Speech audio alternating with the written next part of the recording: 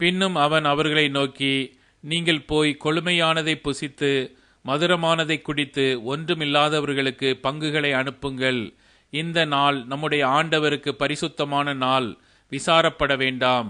கர்த்தருக்குள் மகிழ்ச்சியாயிருப்பதே உங்களுடைய பலன் என்றான். உம்மை நம்புகிறவர்கள் யாவரும் சந்தோஷித்து எந்நாளும் கெம்பீரிப்பார்களாக.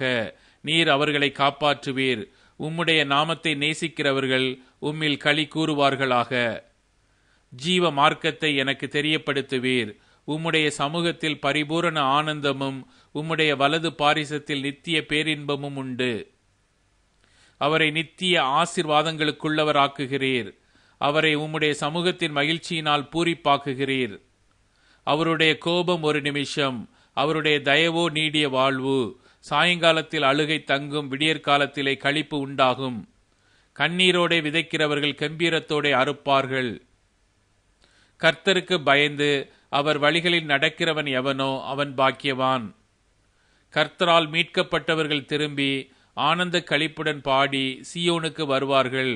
நித்திய மகிழ்ச்சி அவர்கள் தலையின் மேல் இருக்கும். சந்தோஷமும் மகிழ்ச்சியும் அடைவார்கள். சஞ்சலமும் தவிப்பும் ஓடிப்போம்.